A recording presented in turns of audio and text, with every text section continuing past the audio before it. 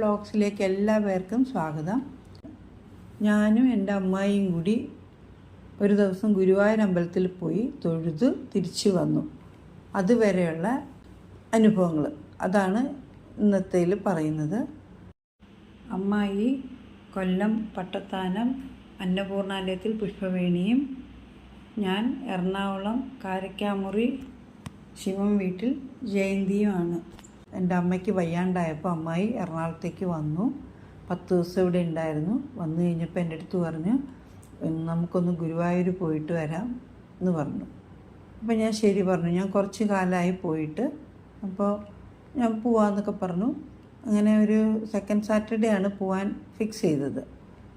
അപ്പോൾ അതിൻ്റെ തലേ ദിവസം വെള്ളിയാഴ്ച സന്ധ്യയ്ക്ക് അമ്മായി പറഞ്ഞു, കദളിപ്പഴം എനിക്ക് ഭഗവാന് വെക്കണം, വഴിപാടൊന്നുമല്ല, എനിക്ക് വെക്കണമെന്ന് പറഞ്ഞു. കദളിപ്പഴം എന്നല്ല, കദളിക്കൊല. അപ്പോൾ അങ്ങനെ പറഞ്ഞു തീർന്നതും ഒരു അശരീരി പോലെ എനിക്കും വേണം കദളിപ്പഴം എന്ന്. അപ്പോൾ നോക്കിയപ്പോൾ TV നിന്നാണ് ഇത് വന്നത്. കാരണം എന്തോ സീരിയൽ എന്തോ നടക്കായിരുന്നു തോന്നുന്നു.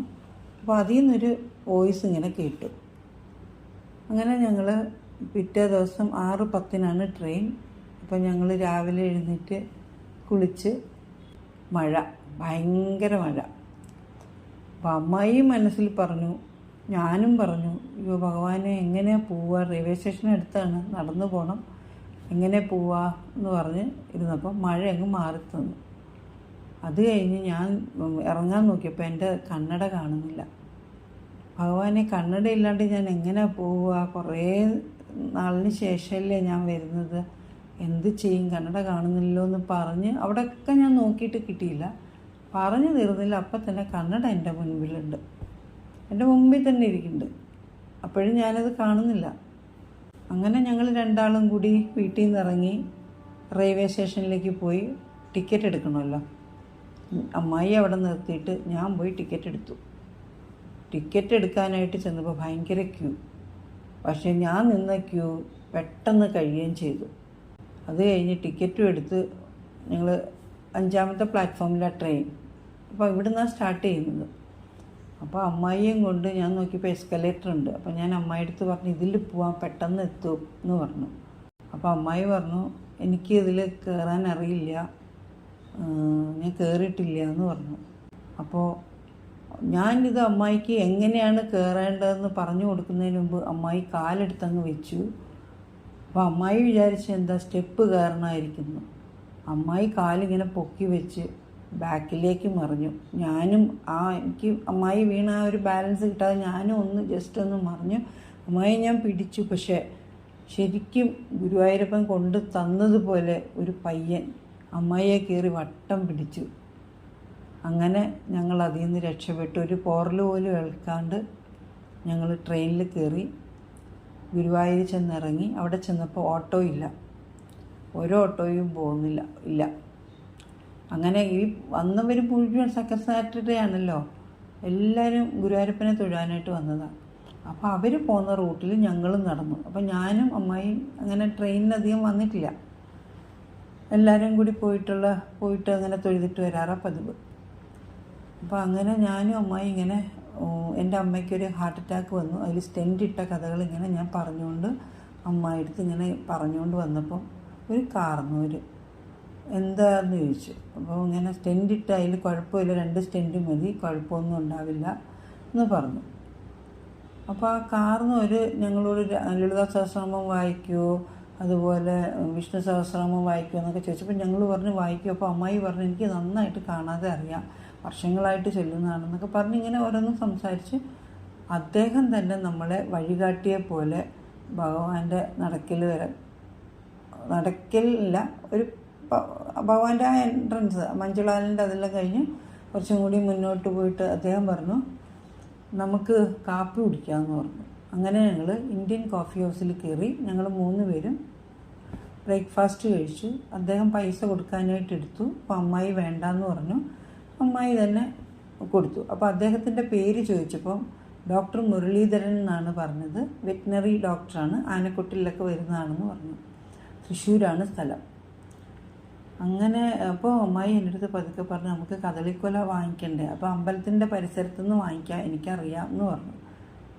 അപ്പോൾ ഇദ്ദേഹം അത് കേട്ടിട്ട് ഇദ്ദേഹം സപ്ലയറെ വിളിച്ചിട്ട് ചോദിച്ചപ്പോൾ സപ്ലയർ പറഞ്ഞു അവിടെ എങ്ങും പോകണ്ട, ഇവിടെ അടുത്ത് തന്നെ ഒരു ഹോൾസെയിൽ ഷോപ്പുണ്ട്, അവിടുന്ന് നിങ്ങൾക്ക് വാങ്ങിക്കാൻ പറ്റും എന്ന് പറഞ്ഞിട്ട് ഇദ്ദേഹം ഞങ്ങളെ കൊണ്ട്, ഞങ്ങൾക്കറിയില്ല എവിടെയാണ്, ഇദ്ദേഹം ഞങ്ങളെ കൊണ്ടുവന്ന് അവിടെ ആക്കിയിട്ട് കൊല വാങ്ങിച്ചു. നല്ലൊരു കൊലയായിരുന്നു, അമ്മായി ചെറുതാ ഉദ്ദേശിച്ചെങ്കിലും നല്ലൊരു കൊലയായിരുന്നു. അത് വാങ്ങിച്ചു, പൈസയെ കൊടുത്തു കഴിഞ്ഞപ്പോൾ അദ്ദേഹം പറഞ്ഞു ഞാൻ ഇനി പോവാം, എല്ലാം കഴിഞ്ഞു ഞാൻ ഇനി പോവാമെന്ന് പറഞ്ഞ് പിന്നെ ഞങ്ങൾ അദ്ദേഹത്തെ കണ്ടിട്ടില്ല.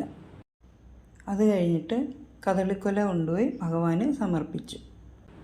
അത് കഴിഞ്ഞ് ഞങ്ങൾ നേരെ ഭഗവാന്റെ അടുത്തേക്ക് വന്നപ്പോൾ ഭയങ്കര ക്യൂ. അപ്പോൾ നമ്മുടെ കയ്യിലുള്ള ബാഗൊക്കെ കൊടുക്കണമല്ലോ, അപ്പോൾ അവിടെ ക്യൂ നിൽക്കാനായിട്ട് നോക്കിയപ്പോൾ നിറയെ ക്യൂ. അധികം ക്യൂ ഉണ്ടെങ്കിൽ പെട്ടെന്ന് കഴിഞ്ഞില്ലെന്നുണ്ടെങ്കിൽ നമുക്ക് പിന്നെയും വൈകും, വൈകുന്നേരം രാത്രി വീട്ടിലെത്തണ്ടേ. അത് കാരണം നോക്കിയപ്പോൾ പെട്ടെന്ന് ആ ക്യൂവും കഴിഞ്ഞ് ചെരുപ്പൊക്കെ അവിടെ കൊടുത്ത് ഫോണും ബാഗും എല്ലാം കൊടുത്ത് ഞങ്ങൾ തൊഴുവാനായിട്ട് വന്ന് നോക്കിയപ്പോൾ ക്യൂ അവിടെ മമ്മിയൂരിൻ്റെ ഭാഗത്തേക്ക് അങ്ങ് പോയേക്കുക, നമുക്ക് അറ്റം കണ്ടെത്താൻ പറ്റില്ല, അതുപോലെ ക്യൂ ആയിരുന്നു. അപ്പോൾ അമ്മായി ഒരിടത്ത് പോയി ചോദിച്ചപ്പോൾ അവർ കയറ്റിയില്ല.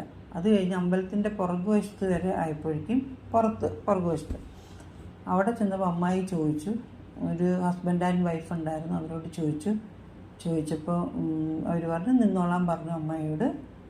അപ്പോൾ അവർ 7 മണിക്ക് നിൽക്കുന്ന ക്യൂ ആണത്, ഞങ്ങൾ 10 മണിക്കാണ് വന്നേക്കുന്നത്.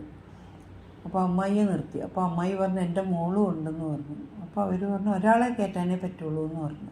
അപ്പോൾ ഞാൻ പറഞ്ഞു കുഴപ്പമില്ല, ഞാൻ പുറത്ത് നിന്നോളാം, അമ്മായി തൊഴുതിട്ട് വരാൻ പറഞ്ഞു. അപ്പോൾ അമ്മായി പറഞ്ഞു ഇല്ല, നീ ഇല്ലെങ്കിൽ ഇന്ന് ഞാനും പോകുന്നില്ല എന്ന് പറഞ്ഞപ്പോൾ അവർ എന്നെയും കൂടി കയറ്റി. അങ്ങനെ ഞങ്ങൾ പരിചയപ്പെട്ട് വന്നപ്പോൾ ഞങ്ങളുടെ പുറകിൽ നിൽക്കുന്നത് റിലേഷനുള്ളതും ഫ്രണ്ടിൽ നിൽക്കുന്നത് അമ്മായിയുടെ സ്ഥലത്ത് അവിടെ പരിസരത്ത് ഉള്ളവരുമാണ്, അമ്മായിക്ക് അറിയാവുന്നവരാണ്. അത് കഴിഞ്ഞ് ഞങ്ങളിങ്ങനെ നിന്ന് നല്ല കമ്പനിയായി നിൽക്കുക. അപ്പോൾ അമ്മായി പതുക്കെ എന്നോട് പറഞ്ഞു മിഠായിയോ വെള്ളമോ എന്തെങ്കിലും മേടിക്കായിരുന്നു, നമുക്ക് എന്താ ചെയ്യുക, ഇത്രയും ദൂരം ഇത്രയും ക്യൂ നിൽക്കണ്ടേ എന്ന് പറഞ്ഞു. അപ്പോൾ അങ്ങനെ ഞാൻ പറഞ്ഞു ഒരു കാര്യം ചെയ്യാം, ഞാൻ പോയിട്ട് കുറച്ച് ദൂരം കൂടി കഴിയുമ്പോൾ ഞാൻ മിഠായിയോ വെള്ളം എന്തെങ്കിലും മേടിക്കാമെന്ന് പറഞ്ഞു. അപ്പോൾ അതൊക്കെയാണ് പറഞ്ഞു, ആരും കേൾക്കില്ല. ഒരു അരമണിക്കൂർ കഴിഞ്ഞപ്പോൾ ബാക്കിൽ നിന്ന് ഹസ്ബൻഡ് ആൻഡ് വൈഫ് ഉണ്ടായിരുന്നു, അവർ മിഠായി വേണോ, നമ്മൾ വായിലിടുമ്പോൾ ഇത് വെള്ളത്തിന് ഒരു ഡ്രൈ ഒന്നും നമുക്ക് ആവില്ലല്ലോ നാവ്, എങ്കിൽ നിങ്ങളൊരു ഇത് കഴിക്കുമെന്നും പറഞ്ഞിട്ട് ഞങ്ങൾക്ക് 2 പേർക്കും നാരങ്ങ മിഠായി അവർ വാങ്ങിയിട്ടുണ്ടായിരുന്നു. അപ്പോൾ അത് തന്നു. ഞങ്ങളത് പറഞ്ഞതേ ഉള്ളൂ, പക്ഷെ അവർ തന്നു. അതുപോലെ ഫ്രണ്ടിൽ നിന്നവർ ഗ്യാസിൻ്റേതായിട്ടുള്ളൊരു മിഠായി അമ്മായിക്കും കൊടുത്തു. അങ്ങനെ ഞങ്ങൾ ആ ക്യൂവിൽ നിന്ന് അങ്ങനെ നിൽക്കുമ്പോഴാണ് 2:30 മണിയാകുമ്പോൾ നട അടയ്ക്കുമെന്ന് പറഞ്ഞു. അപ്പോൾ എല്ലാവർക്കും ഒരു ടെൻഷൻ, കാര്യം നമ്മളെ സംബന്ധിച്ച് നമുക്ക് വൈകുന്നേരം ട്രെയിനോ ബസ്സോ കിട്ടിയിട്ട് പോകണം. ഉച്ചയ്ക്ക് ഒരു ട്രെയിനുണ്ട്, ആ ട്രെയിനിൽ പോരാൻ പറ്റില്ല, അപ്പോൾ ബസ്സിനെങ്കിലും നമുക്ക് പോരാമല്ലോ. അപ്പോൾ അമ്മായി പറഞ്ഞില്ല നമുക്ക് തൊഴുവാൻ പറ്റും, ഭഗവാൻ തൊഴുവിക്കും എന്ന് പറഞ്ഞു. അപ്പോൾ ഞങ്ങൾ ആ ഒരു കോൺഫിഡൻസിൽ നിന്നു. അങ്ങനെ നടന്നു വന്നു. ഞങ്ങളെ ആ ലൈൻ ക്യൂ ഉണ്ടല്ലോ, ആ കുറേ പേരെ കയറ്റി വിട്ടു, അതിൽ ഞങ്ങളും ഉണ്ടായിരുന്നു, കയറിയിരുന്നു. സമയം 2 അപ്പോൾ നോക്കിയപ്പോൾ ഞങ്ങളുടെ ആ വാതിലും തുറന്നു. ഞങ്ങൾ സുഖമായിട്ട് ഒരു ഉന്തോ തള്ളോ തിരക്കോ ഒന്നും ഇല്ലാതെ നല്ല രീതിയിൽ ഉണ്ണിക്കണ്ണൻ ഓടക്കുഴലുമായിട്ട് നിൽക്കണം. ഭഗവാനെ കണ്ടു, തൊഴുതു, പ്രദക്ഷിണം വെച്ചു. ഗണപതി ഭഗവാൻ സൈഡിലുണ്ട്, ഭഗവാനെയും തൊഴുതു. ബാക്കിയുള്ള എല്ലാവരും അവിടെയുള്ള എല്ലാ ഉപപ്രതിഷ്ഠകളുണ്ടല്ലോ അവരെല്ലാം തൊഴുത് അത് കഴിഞ്ഞ് പുറത്തു വന്നു.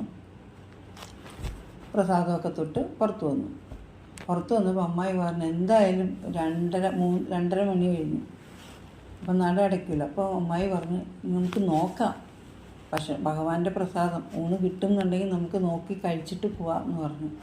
അപ്പോൾ കിട്ടുകയാണെങ്കിൽ കഴിക്കാമെന്നും പറഞ്ഞ് ഞങ്ങൾ 2 കൂടി ആ ഭാഗത്തേക്ക് ചെന്ന് അവിടെ ചെന്ന് നിന്ന് ഭക്ഷണം കഴിഞ്ഞിട്ടുണ്ടായില്ല ഭഗവാന്റെ. അതിന് ആ ലാസ്റ്റ് ഭക്ഷണത്തിൽ ഞങ്ങൾക്ക് നല്ല ലാബിഷായിട്ട് സാമ്പാറൊക്കെ ഒഴിച്ച് ഒരു മെഴുക്കുവരട്ടിയൊക്കെ ഉണ്ടായിരുന്നു, കഴിച്ച് ഞങ്ങൾ അസലായിട്ട് വയറ് നിറഞ്ഞ് കഴിച്ചു. അത് കഴിഞ്ഞ് ഞങ്ങൾ ഇറങ്ങി. അപ്പോൾ ഇതിൽ ഒരു അതിശയം നോക്കും, ഞങ്ങളെ ഒന്നും കഷ്ടപ്പെടുത്താതെയാണ് ഭഗവാൻ ഞങ്ങളെ കൊണ്ട് കൈവെള്ളയിൽ കൊണ്ടുപോകണ പോലെയാണ് ഞങ്ങളെ ഗുരുവായൂരമ്പലത്തിൽ എത്തിച്ചതും. ഒരു ബുദ്ധിമുട്ടും ഇല്ലാണ്ട് തിരിച്ച് ഞങ്ങൾ ഭക്ഷണവും കഴിച്ച് വന്ന് ലാസ്റ്റ് ഞങ്ങൾ ബാഗൊക്കെ എടുക്കണമല്ലോ, അവിടെയും ക്യൂ കുറവായിരുന്നു. അത് പെട്ടെന്ന് കഴിഞ്ഞു. അതും കഴിച്ച് ഞങ്ങൾ ബസ് കയറണം. അപ്പം അവിടെ വന്നപ്പോൾ ബസ്സും പെട്ടെന്ന് കിട്ടി. അതുപോലെ തന്നെ ഞങ്ങൾ തിരിച്ച് കറക്റ്റ് രാത്രി 9 മണിയായപ്പോൾ വീട്ടിലെത്തുകയും ചെയ്തു. ഒരു പോറൽ പോലും ഇല്ലാണ്ടാണ് ഭഗവാൻ ഞങ്ങളെ കൊണ്ടുവന്ന് എത്തിച്ചത്. അതാ കുറേ നാളിന് ശേഷമാണ് ഞാൻ പോയിട്ടുള്ളത്. അസലായിട്ട് തൊഴുത് ഞങ്ങൾ വന്നു.